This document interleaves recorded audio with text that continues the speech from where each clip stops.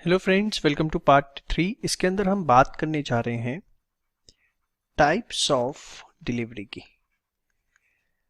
कितनी तरीके की डिलीवरी हो सकती है, ठीक है। इसके ऊपर अपनी डिस्कशन करते हैं।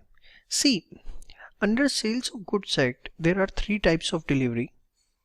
One is actual delivery, second is constructive delivery,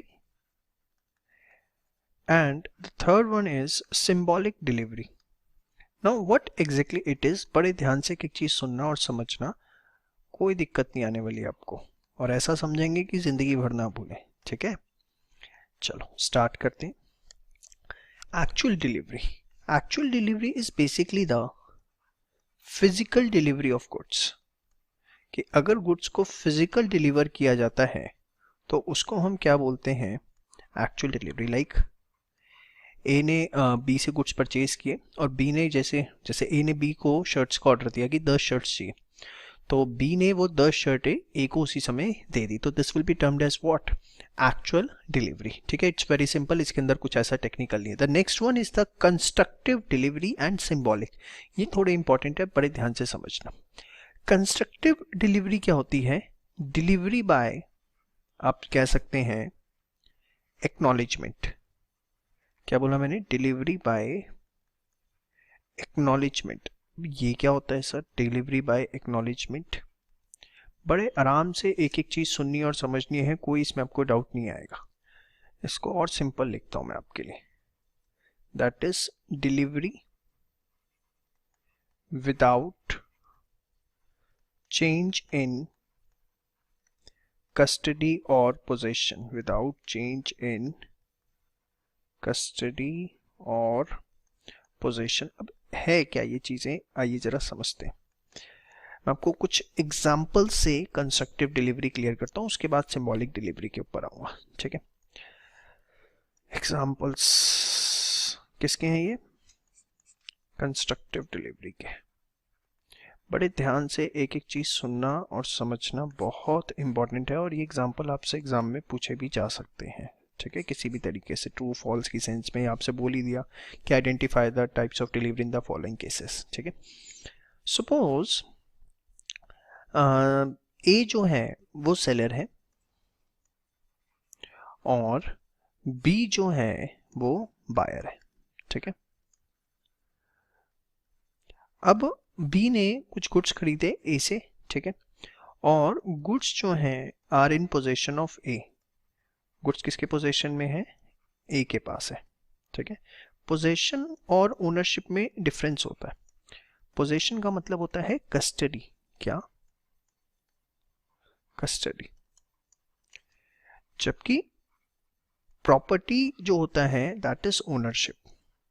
property in goods, या आप कह सकते हो ओनरशिप इन गुड्स। अभी मैं आपको यहाँ पे और अच्छा क्लियर करता हूँ, ध्यान से देखिए। ए सेलर है, गुड्स उसके पास है, बी ने उस गुड्स को बाय किया, ठीक है, और बी ने after buying the goods, after buying goods, B requested A to hold the goods on his behalf for some time. B ने रिक्वेस्ट किया ए को कि आप ही इन गुड्स को अपने पास होल्ड करो कुछ समय के लिए, जब होगा मैं आपके पास से ले जाऊंगा। समझ में आई बात। सो ए एग्रीज ऑन से, या इसी में लिख देता हूं, ए एग्रीज ऑन दिस। ए जो है वो इस पे एग्री हो जाता है, ठीक है। So this is a example of, perfect example of constructive delivery, कि यहां पर बी को गुड्स बिक गए हैं, फिर बी रिक्वेस्ट कर रहा है ए से कि आप इसे कुछ गुड्स को कुछ अपने कुछ समय तक अपने पास रखिए, जब होगा मैं अपने आप ले जाऊंगा, ठीक है। तो यहां पर this will be termed as constructive delivery. It's not a physical delivery, it's not a actual delivery, this will be termed as constructive delivery. समझ में आया। तो ध्यान से देखिए, इसको हम टेक्निकल वर्ड्स ऑफ लॉ में कैसे लिखेंगे, after contract of sale, contract of sale हो गया, यस और no. Seller agrees to keep the goods with himself, अपने पास रखने के लिए तैयार हो जाता है, to keep the goods with himself as bailee on behalf of buyer. ठीक है, बेली का मतलब समझे आप? बेली क्या होता है कि सपोज मैं आपको छोटे से एग्जांपल से दूं, समझाता हूं। मैंने अपनी कार सर्विस के लिए दी, ठीक है, तो जिस गैरेज में मैंने अपनी कार सर्विस के लिए दी तो सर्विस हो जाएगी, उसके बाद वो मुझे कार वापस कर देंगे। तो अगर आप अपने गुड्स किसी को देते हो फॉर सम पर्पस, कि जब वो पर्पस कंप्लीट हो जाए तो आप गुड्स वापस कर देना, तो that is called as bailment. उसको क्या बोला जाता है? बेलमेंट। ठीक है, इसमें दो पार्टीज होती हैं, एक बेलर और एक बेली। मैं आपको बता लिख देता हूं कहीं पर, चलिए यहां लिख देता हूं ताकि आपको कंफ्यूजन ना हो। कॉन्ट्रैक्ट ऑफ बेलमेंट, जो कॉन्ट्रैक्ट ऑफ बेलमेंट होते हैं इसके अंदर हमारी दो पार्टीज होती हैं, वन इज बेलर और सेकंड इज बेली। ठीक है, तो बेलर होता है जो ओनर ऑफ गुड्स है, ठीक है, और बेली कौन है? जिसके पास गुड्स का पोजेशन है, हैविंग, जिसको कस्टडी दी गई है, पोजेशन ऑफ गुड्स, जिसके पास गुड्स की कस्टडी है। ठीक है, तो अब कॉन्ट्रैक्ट ऑफ सेल हो गया, गुड्स बायर ने खरीद लिए। यहां पर यही हुआ था ना, गुड्स बायर ने खरीद लिए। ए बी जो था बायर था, उसने गुड्स खरीद लिए। गुड्स खरीदने के बाद उसने रिक्वेस्ट किया ए को कि यार अपने पास ही रखो, जब जरूरत होगी मैं ले जाऊंगा। तो यहां पर जो बेलर है वो कौन हुआ? बायर। और बेली कौन हुआ? सेलर। वो गुड्स की कस्टडी अपने पास रख रहा है। समझ में आई बात? देखिए जरा, after contract of sale seller agrees to keep the goods with himself as bailee on behalf of buyer. Clear है यहां तक? श्योर। तो मैंने आपको क्या लिखा था? कंस्ट्रक्टिव डिलीवरीज बाय एक्नॉलेजमेंट, कि ठीक है मैं मानता हूं delivery without change in custody. क्या यहां कस्टडी चेंज हुई? पहले भी गुड्स सेलर के पास थे, अब भी गुड्स सेलर के पास ही हैं, कोई कस्टडी के अंदर किसी भी तरीके का चेंज नहीं आया। विदाउट चेंज इन कस्टडी और पोजेशन। समझ में आ गया? पक्का। चलो एक और एग्जांपल दूं मैं आपको इसका, बड़े ध्यान से सुनिएगा, बहुत इंटरेस्टिंग चीजें हैं। सपोज ए जो है उसने कुछ गुड्स भेजे थे, सेंड किए थे बी को। ठीक है, ए ने कुछ गुड्स भेजे थे किसको? बी को। कॉन्ट्रैक्ट ऑफ सेल कुछ नहीं हुआ था, goods sent on approval basis, approval basis पर गुड्स भेजे थे। ठीक है, अब हुआ क्या? बी को वो गुड्स पसंद आ गए और बी ने उसे बाय कर लिया, तो बी बायर हो गया, ए क्या हो गया यहां पर? सेलर हो गया। ठीक है, अब एक बात बताओ, इस केस में जब goods sent on approval basis by A to B, ठीक है, तो कैन आई से उस समय ए जो था वो ओनर ऑफ गुड्स था? यस और नो? जब गुड्स भेजे गए थे, ठीक है, और बी को भेजे गए थे, तो B was holding the possession of goods, holding possession of goods. Possession of goods जो है, कस्टडी ऑफ गुड्स जो है, वो किसके पास थी? बी के पास थी। यस और नो? श्योर। नाउ ए जो है वो ओनर ऑफ गुड्स है, मतलब उसको हम क्या बोलेंगे? बेलर। और यहां पर ये कौन है? बेली। कब तक? जब तक गुड्स भेजे हैं। ठीक है, ये सिनेरियो था बिफोर कॉन्ट्रैक्ट ऑफ सेल, जब गुड्स भेजे गए थे अप्रूवल के लिए। यहां पे आपको मेरी बात समझ में आती है? पक्का? श्योर। नाउ अब समझिए, बी ने अप्रूव कर दिया कि हाँ मैं गुड्स को बाय करूंगा। So after approval of B, now क्या सिचुएशन है? B is owner of goods. Yes और नो? बी जो है वो बायर की कैटेगरी में है, ओनर हो गया। ठीक है, और बी ए अब ओनर नहीं है, अब ओनर कौन बन गया है, बी बन गया, B is the owner of goods और you can say as a buyer, ठीक है, और A is seller of goods. अब ध्यान से समझिए, क्या यहां पर ए को बी को कोई गुड्स की डिलीवरी देने की जरूरत है, नहीं, बी के पास तो ऑलरेडी गुड्स हैं, यस और नो, जस्ट उसने हाँ बोला, अब उसका ओनरशिप राइट भी आ गया, पोजीशन उस पर ऑलरेडी था, यस और नो, तो यहां पे कोई कस्टडी चेंज नहीं हुई, कोई कस्टडी चेंज नहीं हुई। आप देखिए ना क्या लिखा होता, delivery without change in custody और पोजेशन, गुड्स डिलीवर हो गए, गुड्स डिलीवर हो गए बी को, कैसे, बी ने जैसी अप्रूवल दिया कि हाँ ठीक है गुड्स मैं रखने के लिए तैयार हूं, मुझे पसंद आ गए। तो अगर आप समझें ये एग्जैक्टली सिचुएशन है क्या, where buyer is already holding the possession of goods as, जो बायर है वो ऑलरेडी होल्ड कर रहा है possession of goods as bailee, ठीक है, later on becomes the owner, या मैं इसको और अच्छा लिखूं, exact locking, where person is holding already holding the possession of goods as Bailey, later on becomes the owner or buyer of goods, then no physical movement of goods is required, sorry, goods are required, yes or no, हाँ या ना, show.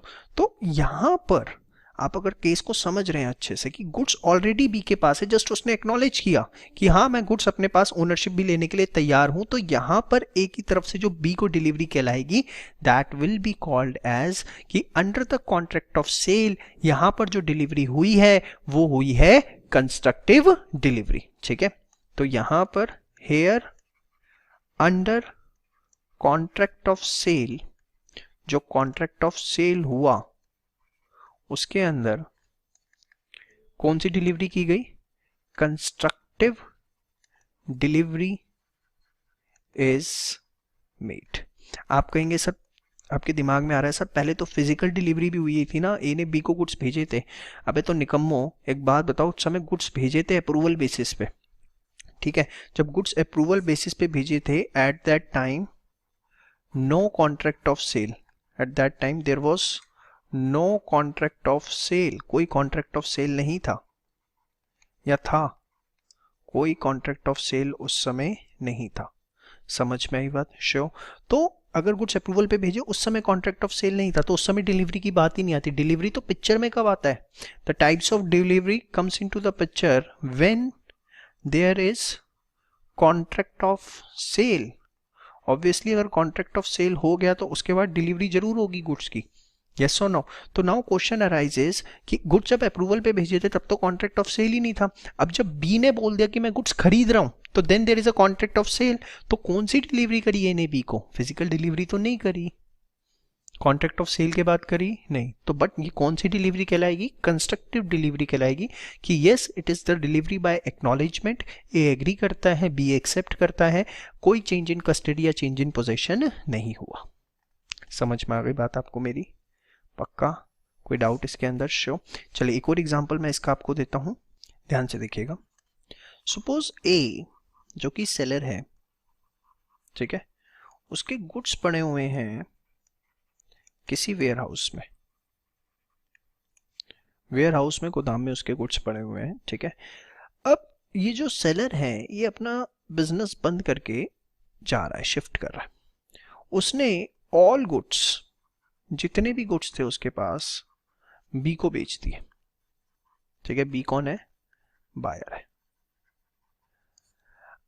जितने भी goods उसके warehouse में पड़े हुए थे वो उसने उठा के किसको बेच दिए, बी को, ठीक है।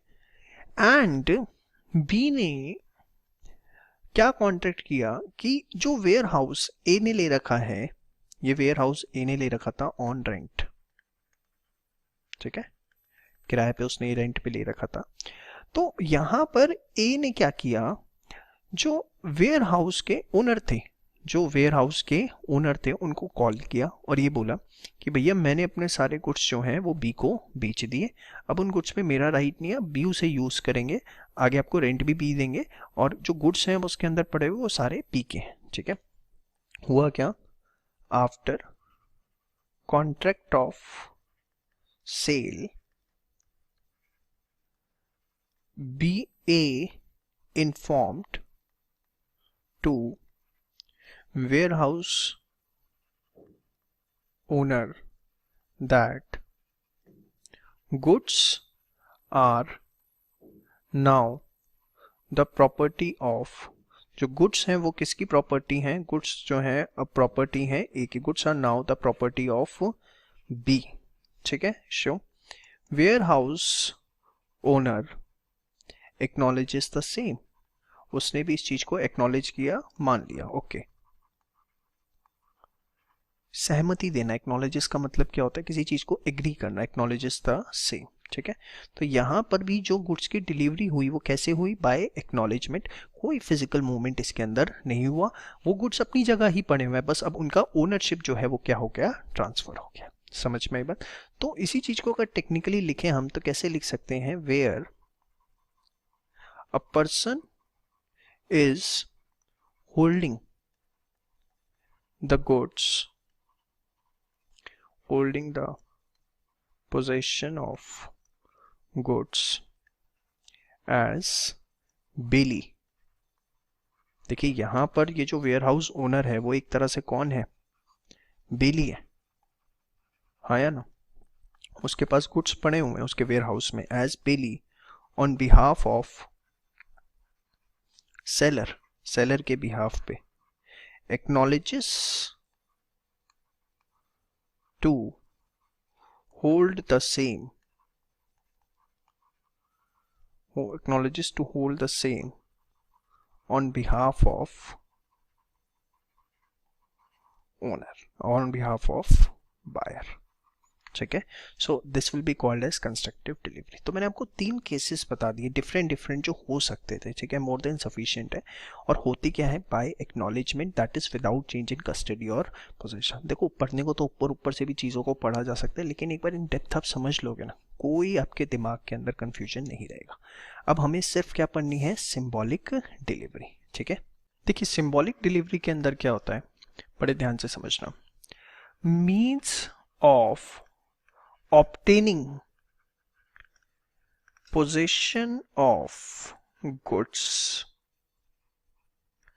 is delivered, जो तरीका है गुड्स का पोजेशन लेने का उसी को डिलीवर किया जाता है। अब ये क्या लिख दिया सर आपने, एक मिनट रुको, अभी 2 एग्जांपल से सब समझाता हूँ।